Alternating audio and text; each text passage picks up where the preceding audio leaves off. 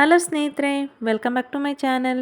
ಇವತ್ತು ಬೆಳಗಿನ ತಿಂಡಿಯಿಂದ log start ಮಾಡ್ತಾ ಇದ್ದೀನಿ. ಬೆಳಗಿನ ತಿಂಡಿಗೆ ರೊಟ್ಟಿ ಮತ್ತು ಕಡಲೆಕಾಯಿ ಬೀಜ ಚಟ್ನಿ ಮಾಡಿದ್ದೆ. ನಾನಿವತ್ತು ಬ್ಯಾಂಗ್ಳೂರಲ್ಲಿದ್ದೀನಿ. ನಿನ್ನೆನೇ ಬಂದ್ವಿ ಬೆಂಗಳೂರಿಗೆ. ಬೆಳಿಗ್ಗೆನೇ 6 ಗಂಟೆಗೆ ಎದ್ದು ಬಾಗಿಲೆಲ್ಲ ತೊಳೆದು ರಂಗೋಲಿ ಎಲ್ಲ ಬಿಟ್ಟು ಮನೆಯೆಲ್ಲ ಕ್ಲೀನ್ ಮಾಡಿಕೊಂಡೆ. ಯಾಕೆಂದರೆ 15 ದಿನ ಆಗಿತ್ತು ನಾವು ಊರಿಗೆ ಹೋಗಿ. ಧೂಳೆಲ್ಲ ಆಗಿಬಿಟ್ಟಿತ್ತು ಮನೆಯೆಲ್ಲ.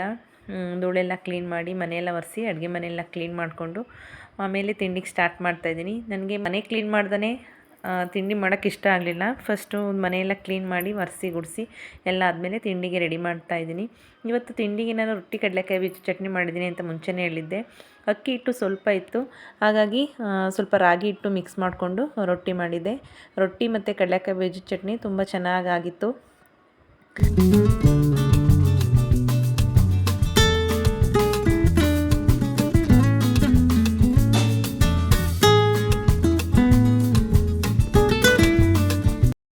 ನಾವು ಊರಿಗೆ ಹೋಗಿ 15 ದಿನ ಆಗಿತ್ತು. ಅದರಲ್ಲಂತೂ ನಮ್ಮ ಮನೆ ಪಕ್ಕ ಬಿಲ್ಡಿಂಗ್ ಕನ್ಸ್ಟ್ರಕ್ಷನ್ ಆಗ್ತೈತೆ.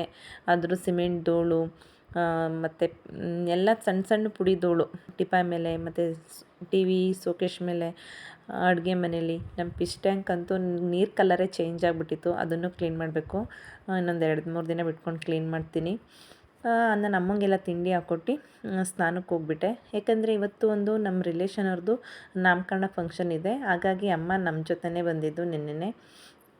ನೆನ್ನೆ ನಮ್ಮ ಜೊತೆನೇ ಬಂದರು. ಯಜಮಾನ್ರು ನಿನ್ನೆ ಕರ್ಬೂಜ ತೊಗೊಬಂದಿಟ್ಟಿದ್ರು. ಬೇಗ ಬರ್ತಾರೆ ಊರಿಂದ ಜ್ಯೂಸ್ ಮಾಡ್ಕೊಂಡು ಕುಡೀಲಿ ಅಂತ. ಆದರೆ ನಮಗೆ ಬಸ್ಸು ಸಿಗಲೇ ಇಲ್ಲ. 12 ಗಂಟೆ ಬಸ್ಸೇ ಸಿಗಲಿಲ್ಲ. ನಾವು 2 ಗಂಟೆ ಬಸ್ಸಲ್ಲಿ ಬಂದಿದ್ದು. ನಾನು ಪೂಜೆ ಎಲ್ಲ ಮುಗಿಸಿ ತಿಂಡಿ ಎಲ್ಲ ಮಾಡಿ ಫಂಕ್ಷನ್ಗೆ ರೆಡಿ ಆದೆ. ನಾನಿವತ್ತು ರೆಡ್ ಕಲರ್ ಸ್ಯಾರಿ ಮತ್ತು ಕಾಂಟ್ರಾಸ್ಟ್ ಗ್ರೀನ್ ಬ್ಲೌಸು ವೇರ್ ಮಾಡಿದ್ದೆ. ನನಗಂತೂ ರೆಡ್ ಕಲರ್ ಸ್ಯಾರಿ ತುಂಬ ಇಷ್ಟ ಆಯಿತು.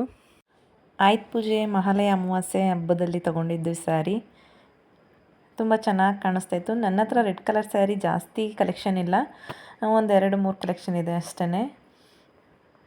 ಯಜಮಾನ್ರು ಇವತ್ತು ನಮ್ಮ ಜೊತೆ ಫಂಕ್ಷನ್ಗೆ ಬರ್ತಾಯಿಲ್ಲ.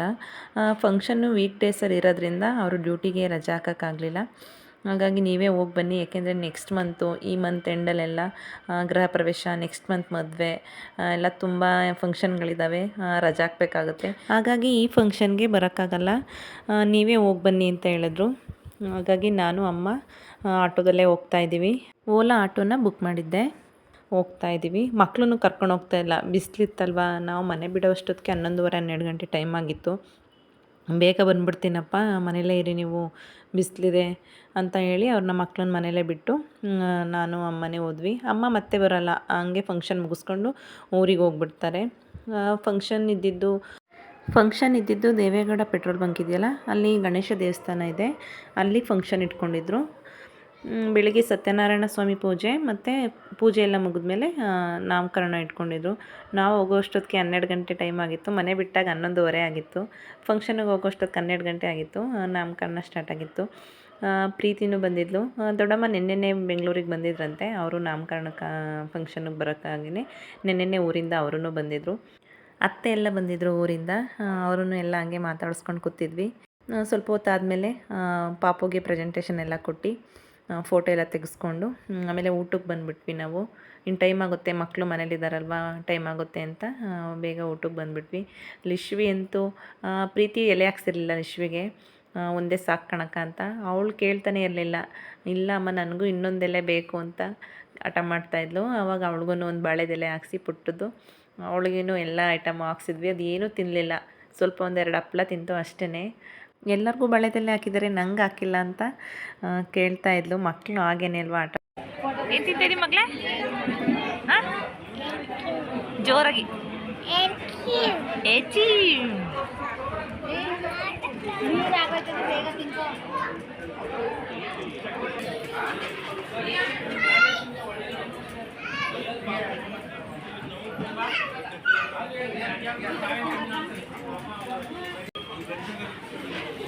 ನಾವು ಊಟ ಎಲ್ಲ ಮುಗಿಸ್ಕೊಂಡು ಈಚೆ ಬಂದು ಎಲೆಡ್ಕೆ ಹಾಕೋತಾ ಇದ್ವಿ. ಅಮ್ಮ ದೊಡ್ಡಮ್ಮ ಎಲ್ಲ ಎಲೆಡ್ಕೆ ಹಾಕೋತಾಯಿದ್ರು.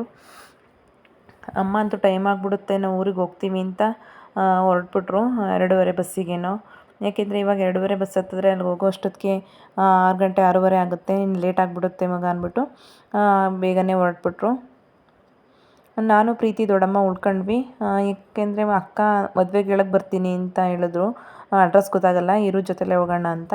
ಹಾಗಾಗಿ ನಾನು ಅಲ್ಲೇ ಕೂತ್ಕೊಂಡೆ. ಅತ್ತೆ ಬಂದು ಮಾತಾಡಿಸ್ತಾ ಇದ್ರು, ನೀವು ಇವಾಗಲೇ ಹೊರಟ್ಬಿಡ್ತೀರಾ, ಇರಿ ಹೋಗಬೇಡಿ, ಸ್ವಲ್ಪ ಹೊತ್ತು ಆದಮೇಲೆ ಹೋಗಿ ಇವ್ರಿ ಅಂತ. ಇಲ್ಲ ಕಣತ್ತೆ, ಮಕ್ಕಳನ್ನ ಮನೆಯಲ್ಲೇ ಬಿಟ್ಟು ಬಂದಿದ್ದೀನಿ, ಹೋಗಬೇಕು.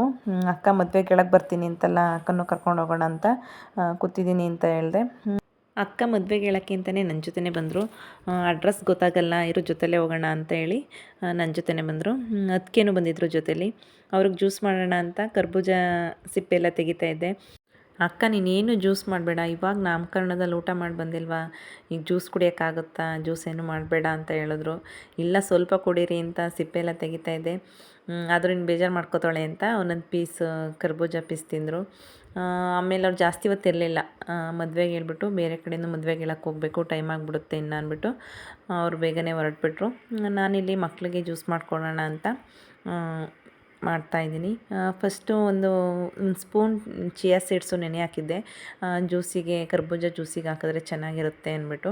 ಹಾಗೆಯೇ ಮಕ್ಕಳು ಐಸ್ ಕ್ರೀಮು ಹಾಕಮ್ಮ ಅಂತ ಹೇಳಿದ್ರು. ಸರಿ ಕಣಪ್ಪ, ಐಸ್ ಕ್ರೀಮ್ ಎಲ್ಲ ಹಾಕಿ ಮಾಡಿಕೊಡ್ತೀನಿ ಅಂತ ಕರ್ಬೂಜ ಎಲ್ಲ ಸಿಪ್ಪೆ ಎಲ್ಲ ತೆಗೆದು ಅದನ್ನು ಸಣ್ಣ ಸಣ್ಣ ಪೀಸ್ ಕಟ್ ಮಾಡಿ ಮಿಕ್ಸಿ ಜಾರಿಗೆ ಹಾಕ್ತಾಯಿದ್ದೀನಿ. ನಮ್ಮ ಮನೇಲಿ ಕರ್ಬೂಜ ಜ್ಯೂಸ್ ಅಂದರೆ ಎಲ್ಲರಿಗೂ ಇಷ್ಟ. ಒಂದೊಂದು ಸಲ ಬೆಲ್ಲ ಹಾಕು ಮಾಡಿಕೊಡ್ತೀನಿ, ಒಂದೊಂದು ಸಲ ಸಕ್ಕರೆನೂ ಹಾಕ್ತೀನಿ. ಪಾನಕ ಥರ ಮಾಡಿದ್ರೆ ನನಗಿಷ್ಟ. ರಾಮನವಮಿ ದಿನ ಮಾಡ್ತಾರಲ್ಲ ಪಾನಕ ಟೈಪು, ಆ ಥರ ಮಾಡಿದ್ರೆ ನನಗಿಷ್ಟ ಆಗುತ್ತೆ. ಮಕ್ಕಳಿಗೆ ಐಸ್ ಕ್ರೀಮು ಮತ್ತು ಚಿಯಾ ಸೀಡ್ಸು ಅದೆಲ್ಲ ಹಾಕಿ ಮಾಡಿದ್ರೆ ಮಕ್ಳಿಗೆ ಇಷ್ಟ ಆಗುತ್ತೆ.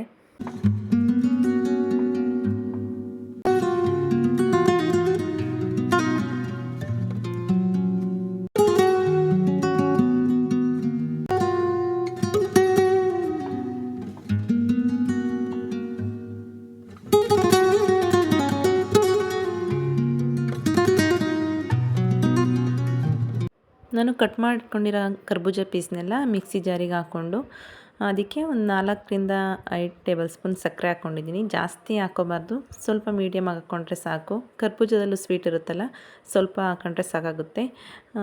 ಚೆನ್ನಾಗಿ ಸಣ್ಣಕ್ಕೆ ಗ್ರೈಂಡ್ ಮಾಡಿಕೊಂಡು ಅದಕ್ಕೆ ಒಂದು 2ರಿಂದ 3 ಟೇಬಲ್ ಸ್ಪೂನ್ ಐಸ್ ಕ್ರೀಮ್ ಹಾಕ್ಕೋತೀನಿ. ಐಸ್ ಕ್ರೀಮ್ ಹಾಕ್ಕೊಂಡ್ರೆ ಒಂಥರ ಸ್ಮೂತಿ ಥರ ಚೆನ್ನಾಗಾಗುತ್ತೆ. ನಮ್ಮ ಮಕ್ಳಿಗಂತೂ ಐಸ್ ಕ್ರೀಮ್ ಹಾಕಿದ್ರೆ ತುಂಬ ಇಷ್ಟ. ಅದನ್ನು ಒಂದು 2 ರೌಂಡು ಗ್ರೈಂಡ್ ಮಾಡಿಕೊಂಡ್ರೆ ಸಾಕು, ಏನು ಸಣ್ಣಕ್ಕಲ್ಲ. ಅದೆಲ್ಲ ಕ್ಲೀನಾಗಿ ಕರ್ಬೂಜಾಗೆಲ್ಲ ಮಿಕ್ಸ್ ಆಗಲಿ ಐಸ್ ಕ್ರೀಮು ಅಂತ ಅಷ್ಟೇ. ಇದೆಲ್ಲ ಚೆನ್ನಾಗಿ ಮಿಕ್ಸ್ ಆಗಿದ್ಮೇಲೆ ಇದಕ್ಕೆ ನಾನು ಮುಂಚೆನೇ ನೆನೆ ಹಾಕ್ಕೊಂಡಿದ್ನಲ್ಲ ಒಂದು ಚಿಯಾ ಸೀಡ್ಸು, ಅದನ್ನು ಒಂದು 2 ಟೇಬಲ್ ಸ್ಪೂನ್ ಹಾಕಿ ಚೆನ್ನಾಗಿ ಮಿಕ್ಸ್ ಮಾಡ್ಕೊಳ್ತೀನಿ. ಇವಾಗ ಕರ್ಬೂಜ ಜ್ಯೂಸು ರೆಡಿಯಾಗಿದೆ. ಇದನ್ನು ಗ್ಲಾಸಿಗೆ ಸರ್ವ್ ಮಾಡ್ಕೊತೀನಿ.